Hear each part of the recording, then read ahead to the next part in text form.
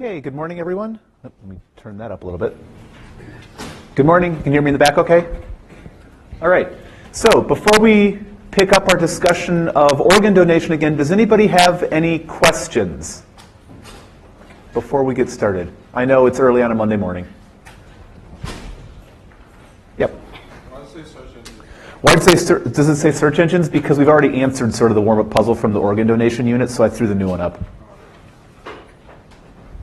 We might get into this today. Okay?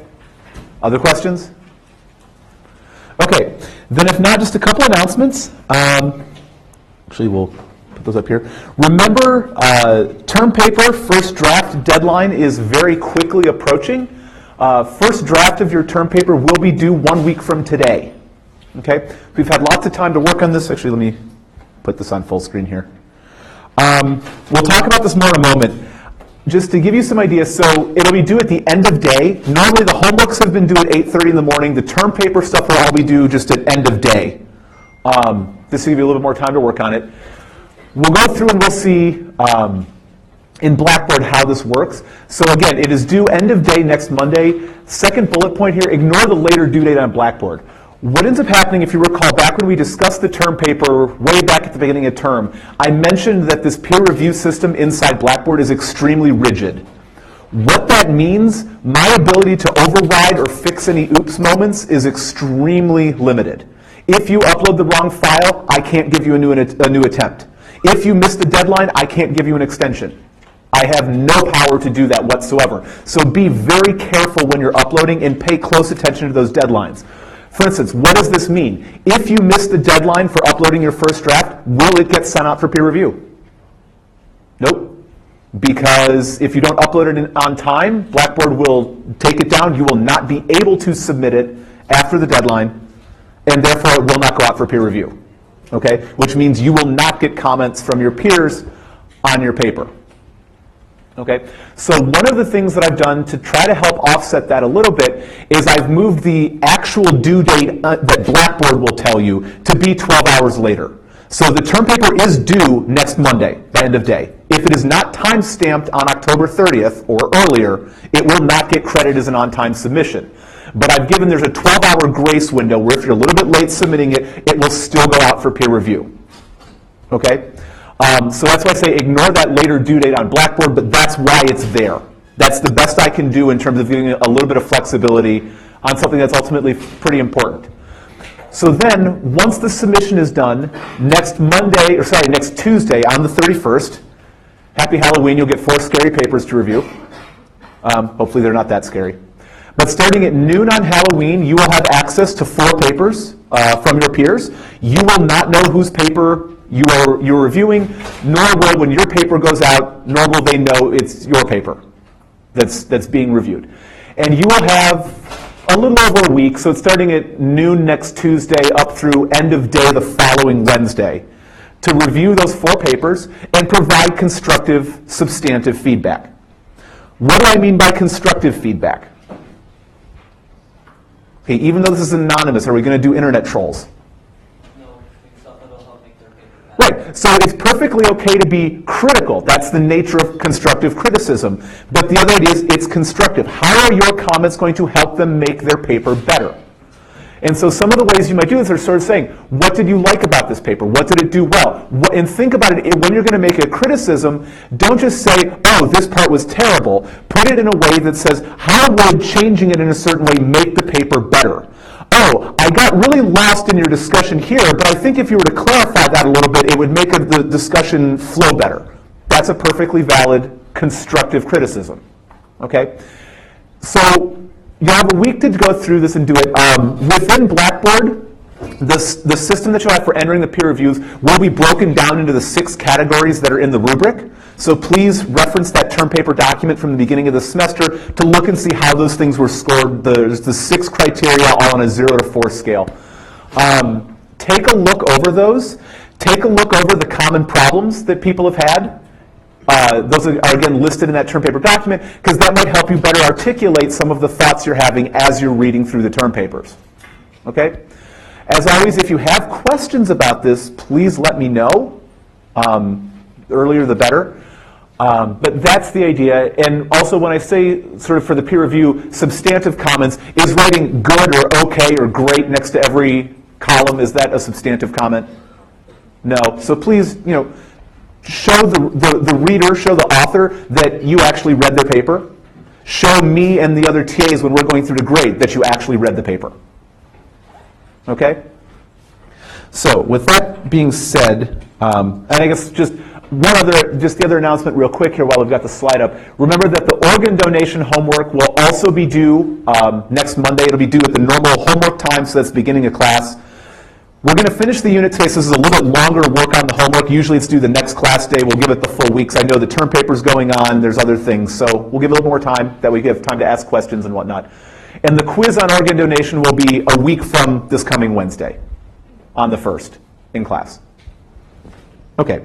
So then, if you wanted to see how this term paper stuff looks, so if you come now into the assignments spot under the term paper, you will notice there's now this first draft assignment.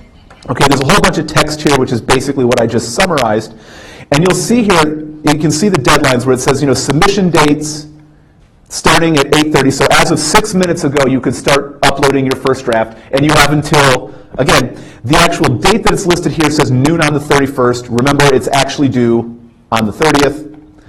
And then starting at noon on the 31st, it'll open up for evaluation. You'll come back through the same assignment and through the same portal on Blackboard. Before noon on Halloween, it'll say upload your stuff. After noon on Halloween, it'll say here are the 4 that you've been assigned. So it'll automatically convert over. And you'll have then the place to complete your assessments, which are then due by the end of the day on November 8th. As soon as that deadline passes, at the very end of the day on November 8th, the peer reviews will become automatically available to you, which is to say you'll get the comments that your peers left for you automatically, again, through this same portal. Okay, so for about the next 2.5 weeks or so working with the term paper, this is going to be where everything happens. Okay, but again, just be wary. Blackboard is extremely unforgiving on this, and I apologize for that. Believe it or not, it gets better every semester. It's still unforgiving. Okay? Does anybody have any questions about the term paper or any of these other logistical details? Yes?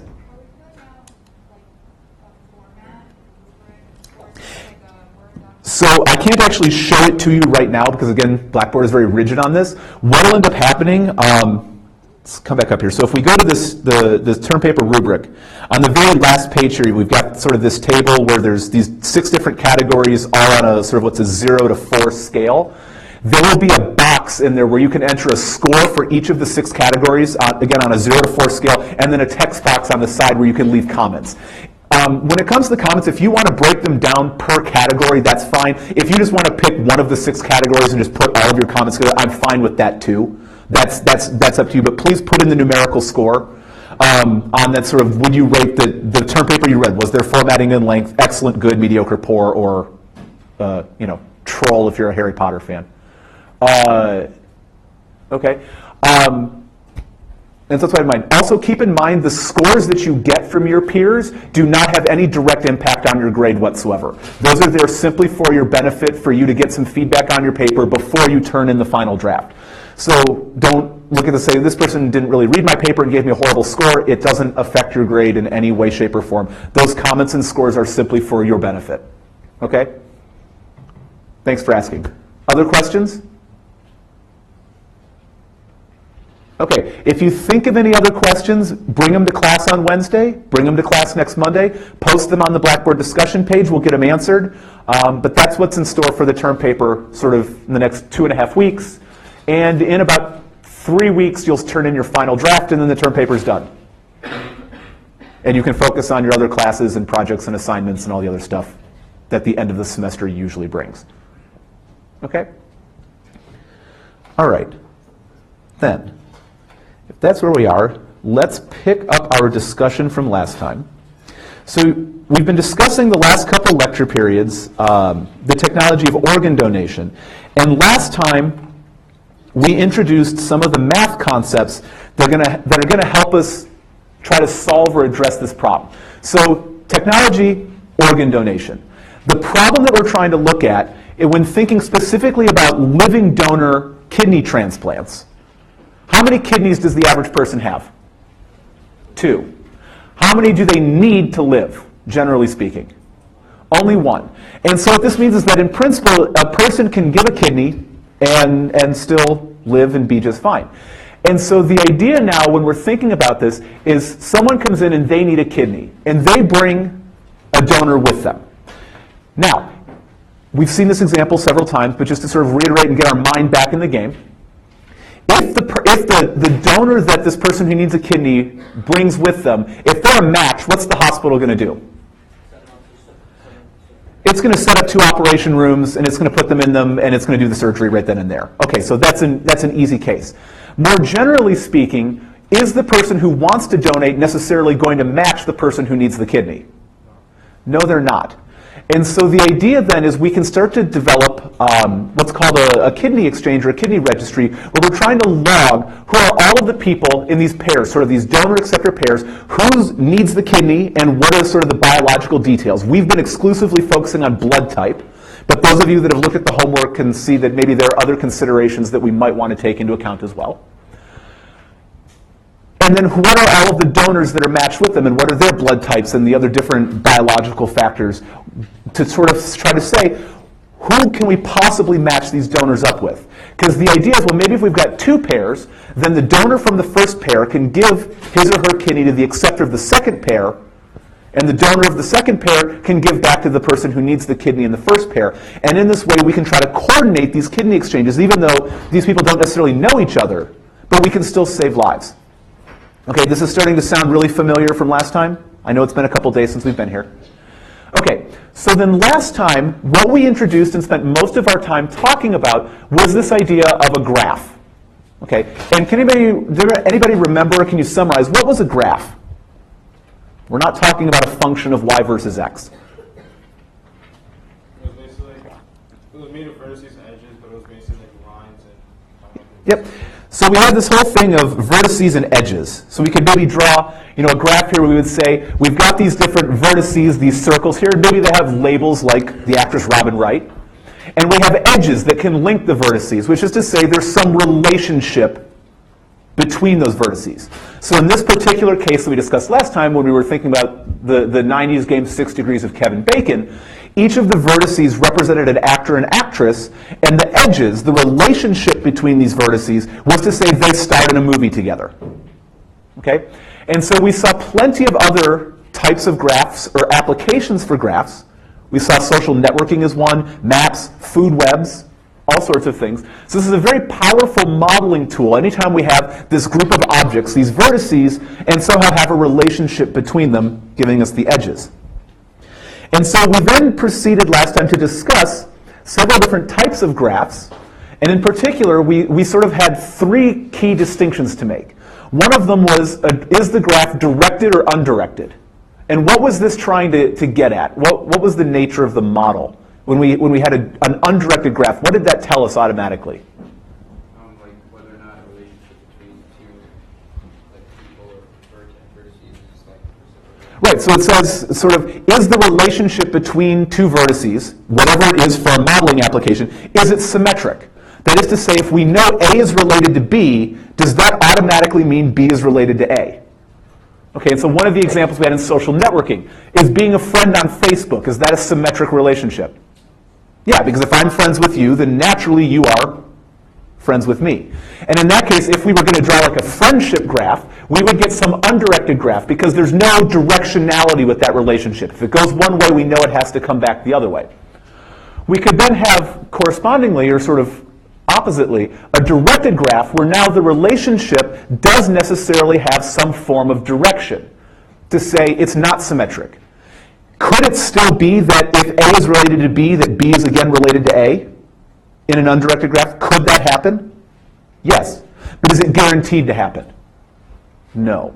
And so the way we can think about these directed graphs then is to start putting little arrows on our edges indicating that there's a directionality associated with that relationship, that it's not a symmetric relationship. Okay? Another one that we looked at, which we said probably won't be that important for this unit, but could very well be important in a little bit, was this idea of a weighted graph.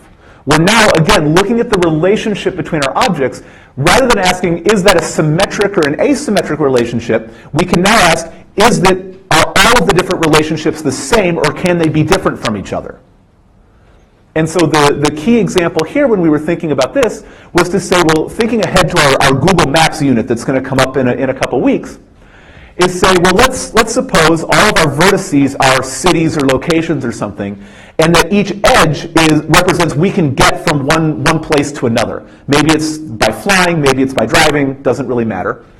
And so if we want to think about distances or travel times, is the relationship, the link, the path between New York City and Boston the same as the link or path between New York City and Chicago? Are they the same distance apart? No. Do they take about the same time to get there? I mean, depending on the traffic on I-95, maybe. Okay, that was a joke. You're still going to get to Boston faster, in all likelihood. But the idea being is we can now have all of these different edges connecting these cities together, but we know that they're all a little bit different from each other because they have different lengths or different travel times or different costs.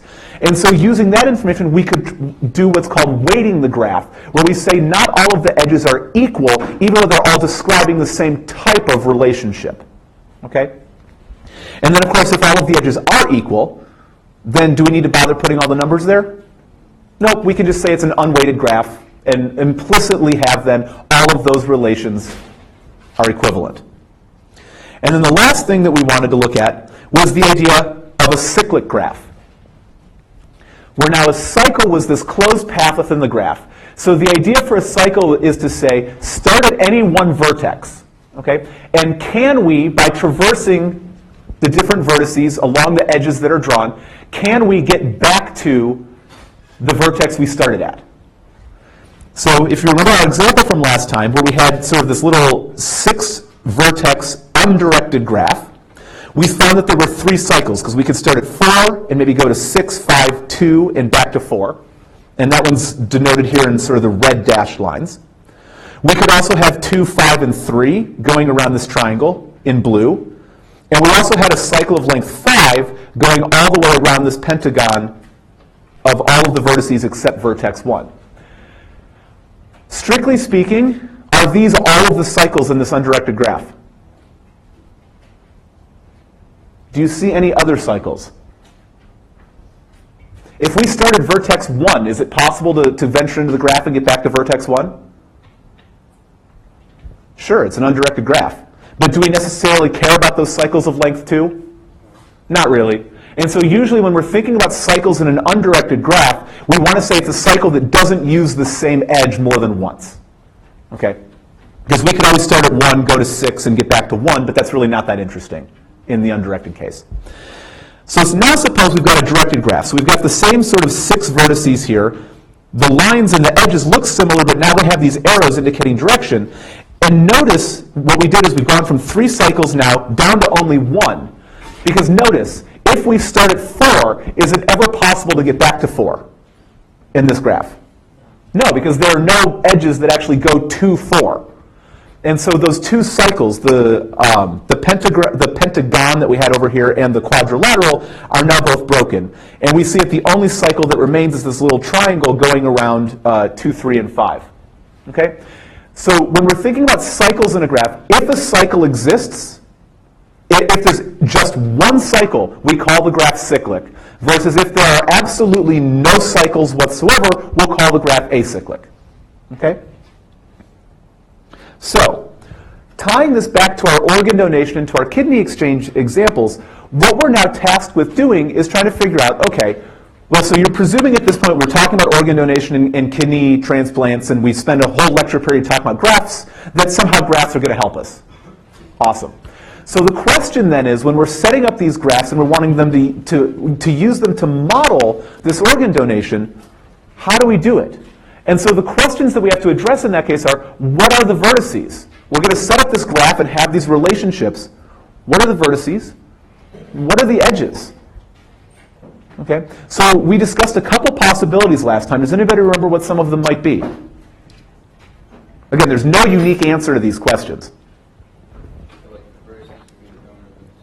Right, so maybe each vertex in the graph is going to be this donor-acceptor pair, where we've got this one person who wants to donate a kidney, the one person who needs one. And what would the edge be? What's the relationship between these pairs of donors and acceptors? Was that?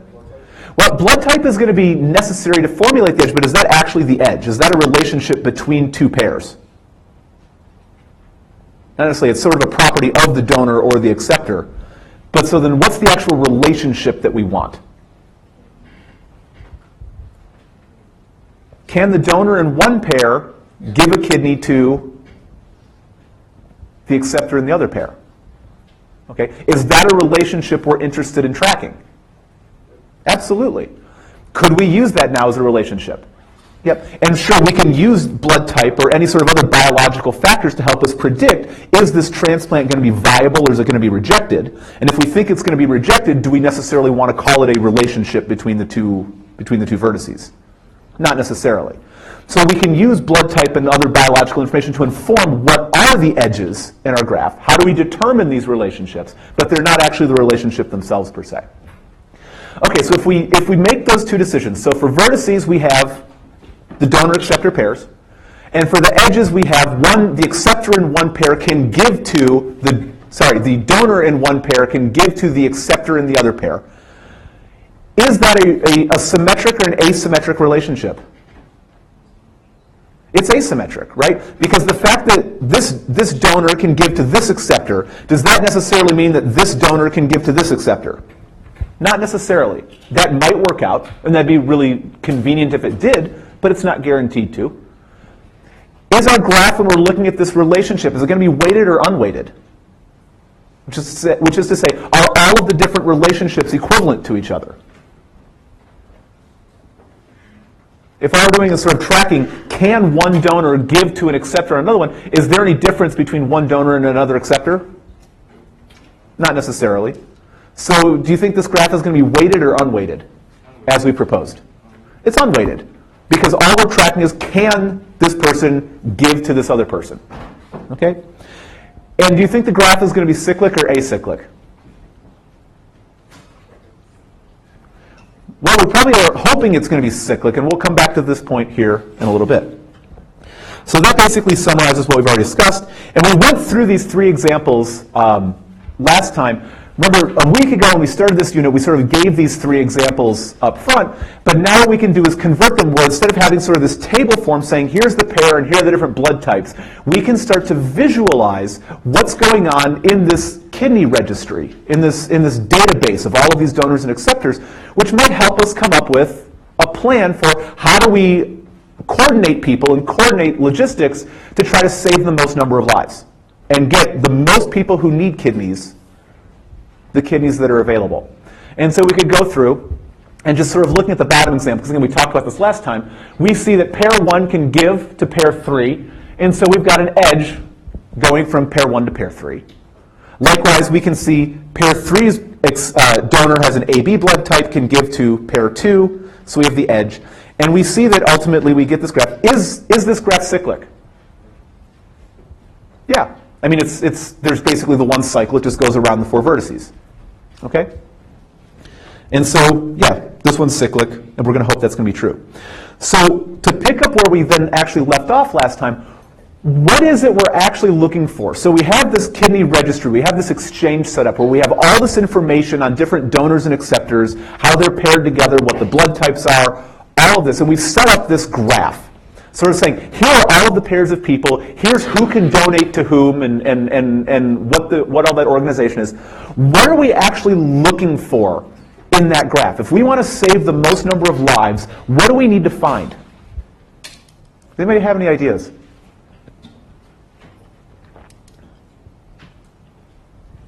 Really, in 5 days since last time, no one thought about this?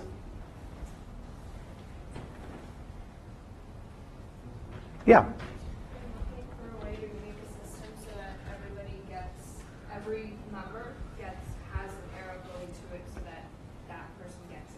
Okay, so maybe we want to try to figure out what are the different sets of edges here that we want to try to guarantee that every edge has one incoming edge, or every vertex has one incoming edge. So notice, like, we could maybe look at vertex 3 here and say, well, there are two incoming edges. So ideally, the donor here in pair, or sorry, the acceptor here in pair 3, we would like to get either the donated kidney from pair 1 or the donated kidney from pair 5. And ideally, we would like to make sure that all vertices have that. And why do we want all vertices to have that? Because you want because each one represents a pair, so you want every recipient in each circle. Right, so each vertex represents this pair of people, one of whom needs a kidney, and so if there's that arrow coming in, that says they're going to get a kidney, which means we're going to save their life. And that's a good goal. Okay, is that all we want? So could we maybe, take the vertex from pair 5 here, go up to pair 3 to pair 2, I don't know, pair 2 to pair 5, and pair 4 to pair 1. Is that going to work? Not necessarily. Why would that not necessarily work? For example, with 3, it has 2 possible donors, Mhm. but you don't want 3 to receive it at the cost of ignoring another one. Okay, so we don't necessarily want 3 to receive at the cost of another one. The other bigger issue here with the quick example that I just came up with and rattled off, if we had three received from 5 received from 2, and 2 received from 3. So we've got a nice little cycle here between these 3. And then we said 4 gives to 1. In that arrangement, is the donor from pair 4 actually going to give that kidney? I mean, they might, but are we necessarily going to assume that they will? No, because the whole idea of these kidney exchanges is basically legal quid pro quo. The donor from pair 4 is not necessarily doing this to be completely altruistic. They're doing this because it's their sibling or their parent or their child or their friend that needs the kidney, and they're not just saying, I'm going to give my kidney to whoever wants it, I'm going to give it to someone to make sure that my friend, sibling, family member, whatever, gets the kidney. And so if there's not an incoming link into pair 4, is pair 4 going to go on the outgoing link to give that kidney up? Not necessarily. Not necessarily. That might happen. And there are certainly people that are willing to do that, but you can't necessarily count on it. Okay? So what do we need then? If we then need to have, each vertex needs to have an incoming link to say they're getting the kidney for their acceptor, and they need to have the outgoing link to say they're giving the pair, or to giving the kidney to another pair. What do we need to have then if we're trying to set up this exchange? What are we looking for in the graph? Yep. We're looking for cycles. Okay? Because if we just have this 3-way cycle, so 3 goes down to 2, comes over to 5, and goes back up to 3, are all 3 of those pairs going to be content with that? Yeah. Because in all 3 of those cases, whoever's donating the kidney, their friend or family member got a kidney, so they gave their kidney, and all 3 of those pairs are satisfied. What about pairs 1 and 4 in that case? Are they particularly happy with this arrangement? Why not? Well, they didn't get any kidneys. So they've still got their friend or sibling who's, in bad shape and needing something to happen. Okay, so let's come back to the question. So we know we're looking for cycles. What types of cycle are we looking for? So again, sort of coming back to this question, what are we looking for in this graph?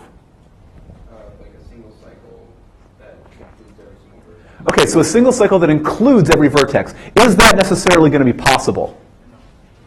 Probably, it might be, and that'd be awesome if it was, because if we had that single cycle that included all of the vertices, well, then we could set up a kidney exchange in that way to say, well, the first one gives the second one, gives the third one, back to the first one, and everyone would get a kidney. Okay, but that may not be possible. So maybe what we're looking for is maybe the longest cycle. Okay, so can anybody see what's the longest cycle in this graph? Yep. 1 goes to 3, 3 goes to 2, 2 goes to 4, 4 goes back. Okay, so 1 goes to 3, to 2, to 4, back to 1. So we can find a cycle of length 4. Can we get a cycle of length 5? I don't see it. No. Not in this graph. I don't see a way to include 5 without having to lose 1 or 4. Okay? So maybe we're looking for the longest cycle, and indeed in this graph it's that sort of circle that goes around between 1, 3, 2, and 4. Okay? But is that necessarily the best we can do? I see some people nodding their heads no, or shaking their heads no. Why is that longest cycle maybe not the best we can do?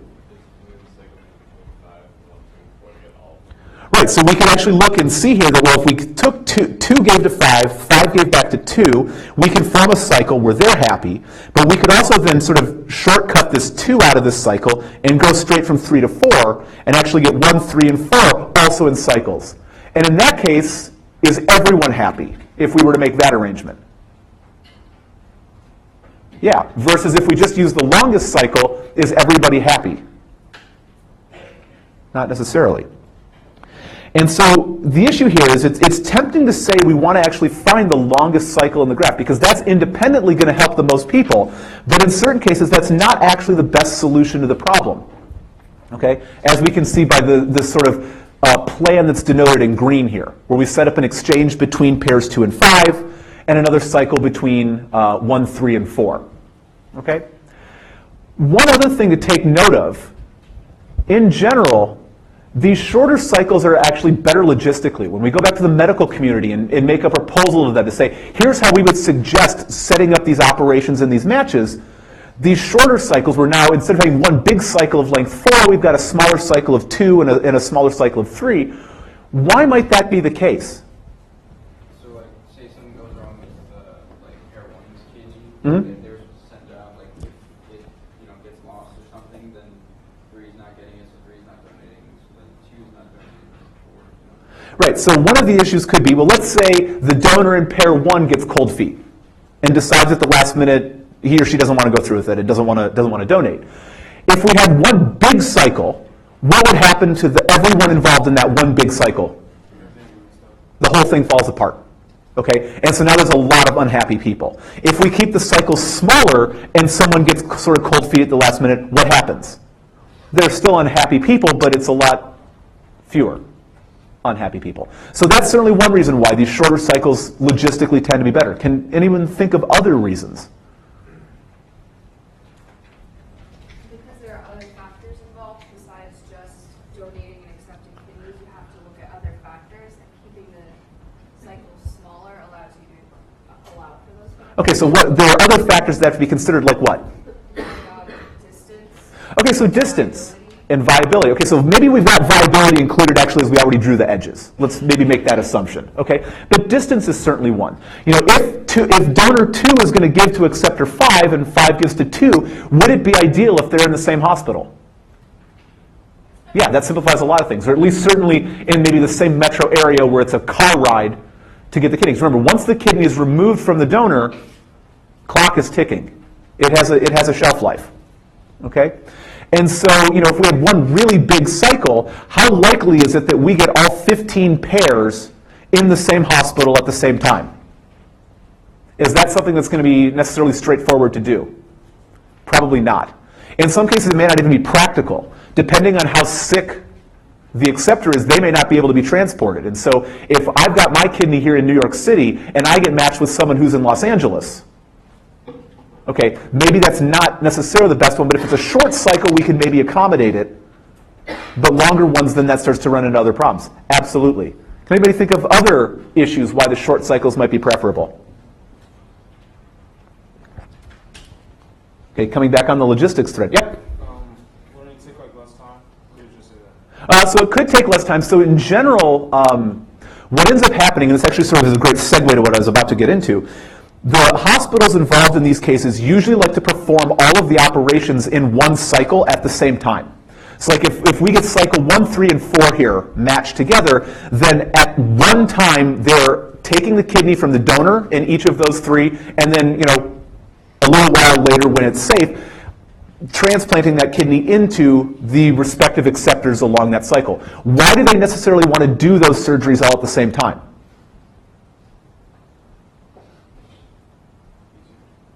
that people can get their kidneys like right away. Well, so that people can get their kidneys right away, sure, but that's not the bigger factor here. So that like a donor doesn't back out. Exactly, so a donor doesn't back out. Let's say we started off and said, well, donor 1, we're going to take donor 1's kidney, and we're going to give it to acceptor 3 before we take donor 3's kidney. What happens then if donor 3 backs out and says, no, I don't want to do anymore? Do we take the kidney back from acceptor 3? I think we don't want to get into this issue. So the doctors have pretty much just said, we're just going to do all of them at the same time. As the cycle gets longer, is that easier or harder to coordinate?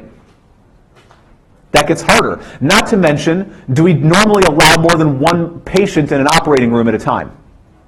No, because there are a whole bunch of other factors with that. So if we had 15 cycles, how many individuals are involved, 15 vertices in a cycle, how many actual individuals are involved in that cycle then?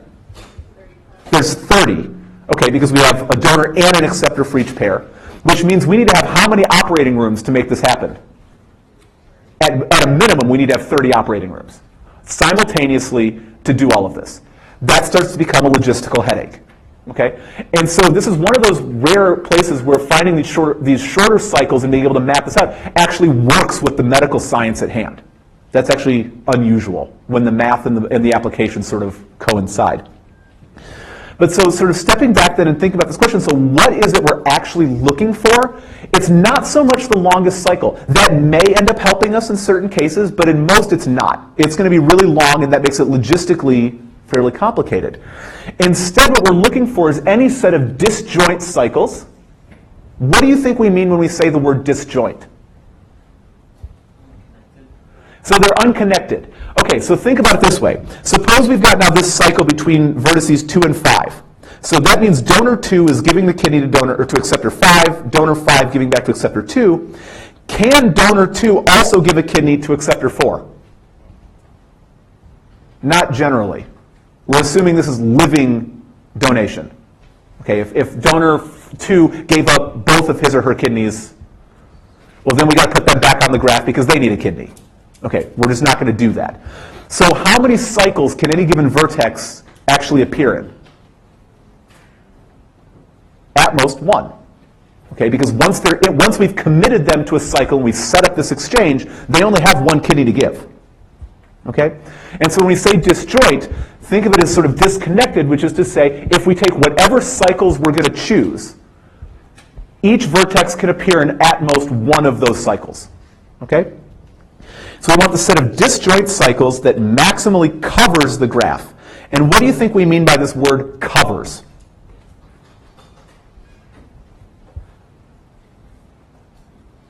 Yep. Makes it so that most people get a kidney. Right, so it basically says we want to go through as many vertices as possible. So we want to find a set of cycles that are disjoint and that have as many vertices as possible in the total graph. Okay? So, coming back up to this example up top, one choice, we could have said, well, one possibility for how are we going to set up these kidney exchanges. We have this graph showing here are all of the possible ways we could move kidneys around from donor to acceptor. We need now, as the medical community, pick one and say, here's the plan. We're going to match this person with this person with this person and set up the operations. We could have done 1, 3, 2, 4. Is that, with only having one cycle, is it disjoint? Is that set disjoint? Sure. Each vertex appears in, at most, 1 cycle.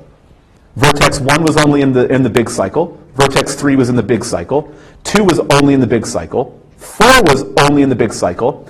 And poor 5 wasn't in any cycle at all. But that works. We're not going to kill a donor by having him or her give 2 kidneys. Okay? And so the question then is, does that maximally cover the graph? And in this case, that 1 cycle got us how many vertices? 4, and how many total were there in the graph? 5. Okay, it could be in certain cases that that's just as good as you can do. Now, we happen to know in this case we can do better. Because what we can also find are these 2 cycles here in green, again our 1, 3, 4 and our 2, 5, where now we have 2 disjoint cycles, 1, 3, 4, 2, and 5. Notice there's no common vertex between those cycles. And now how much of the graph do those 2 cycles cover? All of them. There were 5 vertices in the graph total. There were 5 vertices in those 2 cycles. And so, well, that's 100%. Can we do any better? No. But that's the question we're getting at. When we're trying to figure out how do we start matching now these donors and acceptors, how do we find the set of disjoint cycles that maximally covers the graph? Okay. So what we can do is we'll have one sort of big example. So now here's 10 different pairs of donors and acceptors, And like all of the other examples we've done in class, assume the blood types have to be exact matches. If you want to see sort of how to relax that, there's a homework question in your homework about that. And so some of the questions that we want to ask, first of all, with these 10 pairs, is it actually possible for every person who needs the kidney to receive one? So when we're talking about now maximally covering the graft, can we actually get 10 out of 10 in this setup? Okay, so take a moment. So we'll spend maybe 5 or 10 minutes here. I'll let you try to work these out. This is a fun little exercise. And so some of the other questions to then start thinking about, once we've figured out can we even get everyone a kidney, start looking for cycles. Are there any cycles of length 1 or length 2 or length 3? We'll ask the question, not that it's necessarily what we're interested in, but it's still sort of a fun question sometimes to ask. What is the longest cycle? And then, of course, the question that we're actually interested in for this unit, in the best case, so we want to find what's our set of disjoint cycles that maximally covers the graft. How many of the people who need kidneys can we actually get kidneys using this setup? So why don't you take about 5 or 10 minutes, talk with your neighbor, talk with me. I'm going to throw David on the spot. He's in the back. You can talk with him too. Or Ryan here in the front. And sort of see what you come up with, and we'll come back together as a class in maybe, like I said, 5 or 10 minutes and see what you found.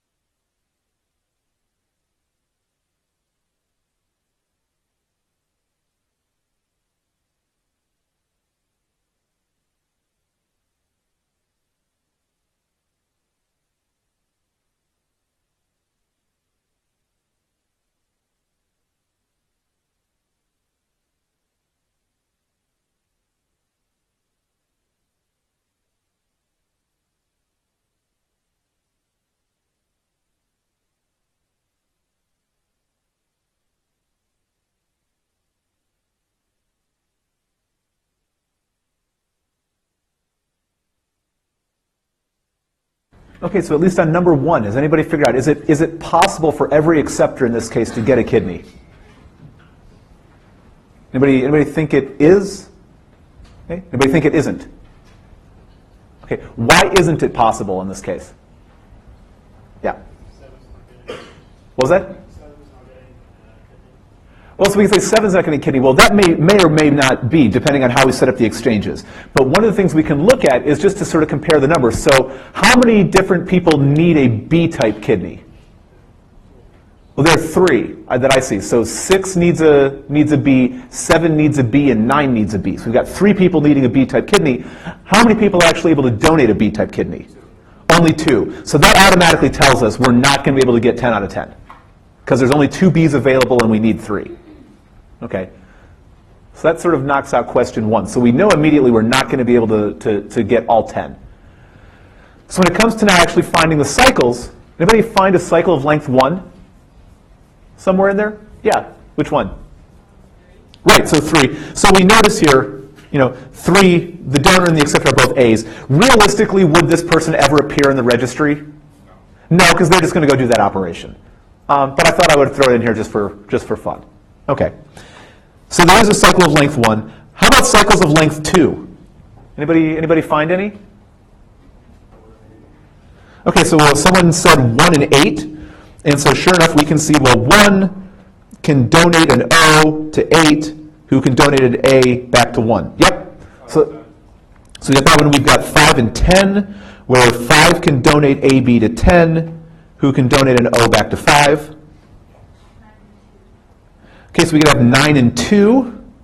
Okay, I'm running out of colors here, so we're going to circle back. So 9 can give an AB to 2, who can give a B back to 9. And then 4 and 6 is sort of the other choice here. We've got the B goes to B, O goes to O, and that sort of leaves, well, 3 is pretty straightforward because we can always just do that. Okay, and so with just cycles of length 2 and length 1 here, how many people were we able to save? We got 9 out of the 10. Okay, is it worth necessarily looking for anything bigger? From a medical sense, is it even worth looking for cycles of length 3 in this particular case? No, because we already know we're never going to be able to get all 10 people a kidney, but using just cycles of length 1 and 2, we were able to get 9. Okay, that's pretty good. And remember, the idea is medically we want shorter or longer cycles.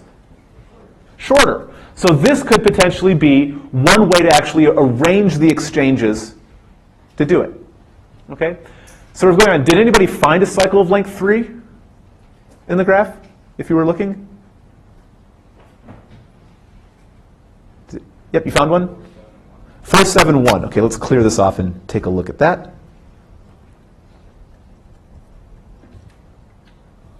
Okay, so 4 can donate a B to 7, who can donate an A to 1, who can donate an O back to 4. Yep, so we've indeed got a cycle of length 3 in that case. Okay, what's the longest cycle anyone found?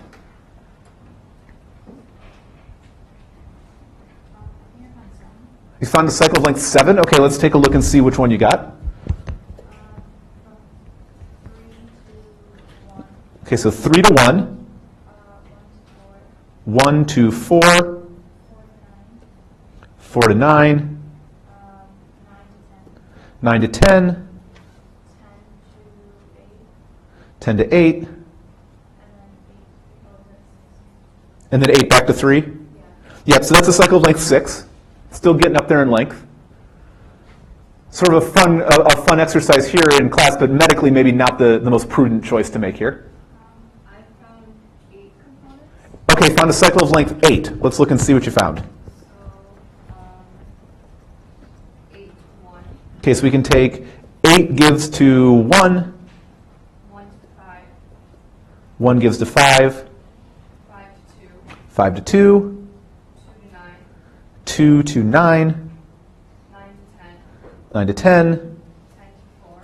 10 to 4. 4 to 6. Yep, and then 6.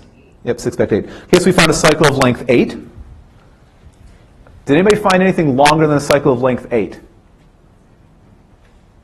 Yep. You do the same one, but you go from 8 to 3 and then 3 to 1 and do that Yep. Yeah, you could have started it at 8, 8 gives to 3, and then go to 1. And so we get a cycle of length 9.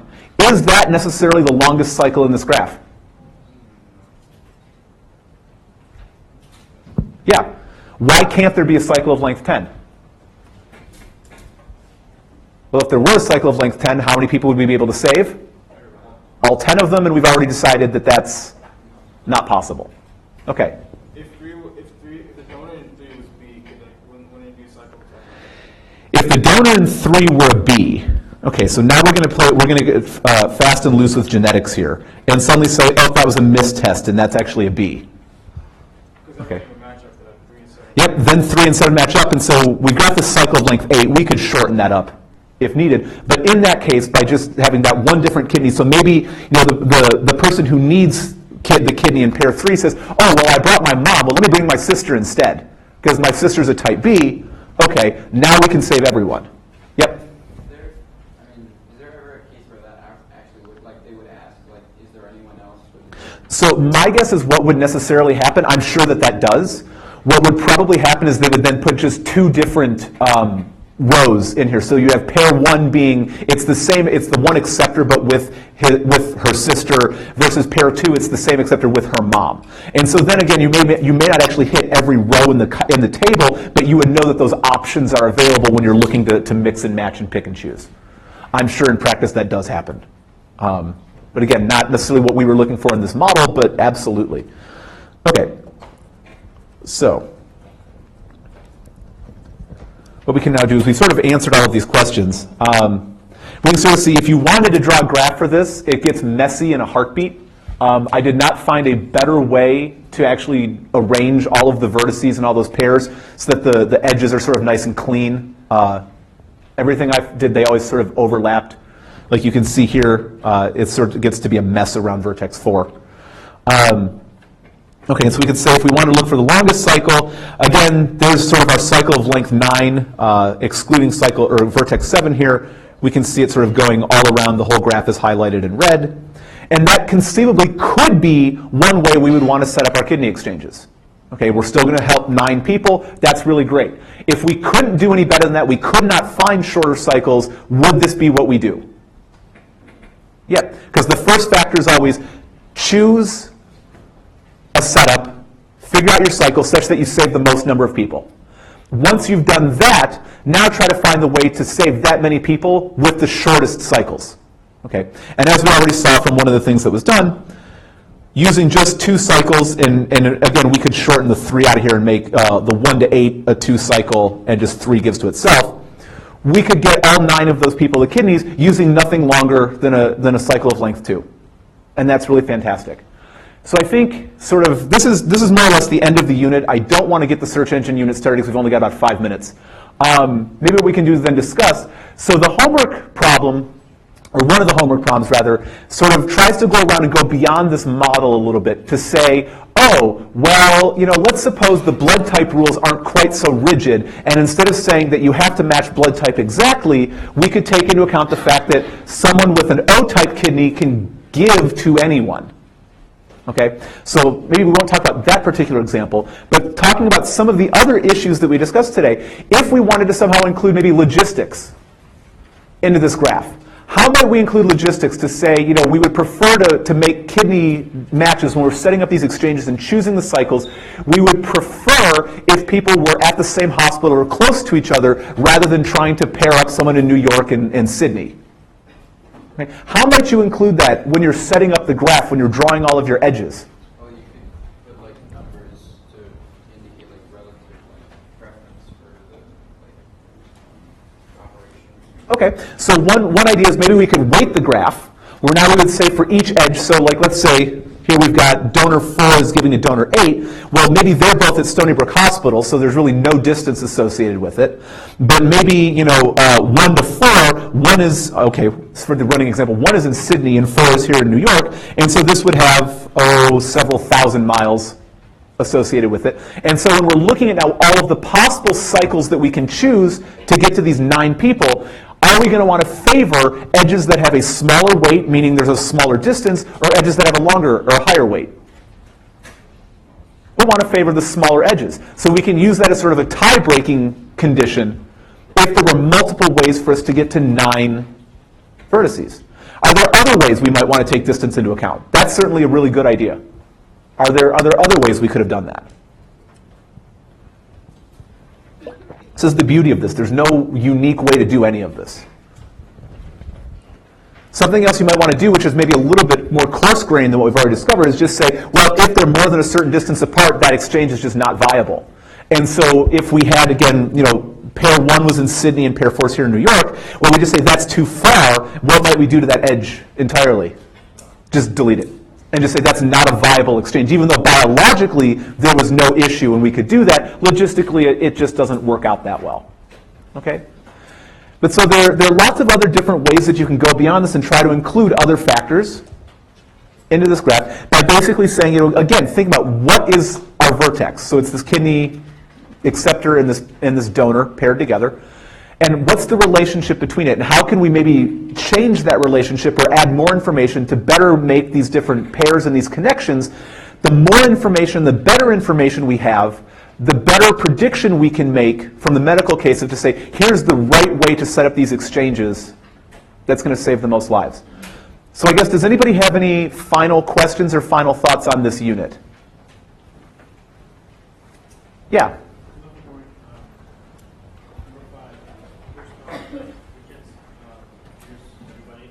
Okay.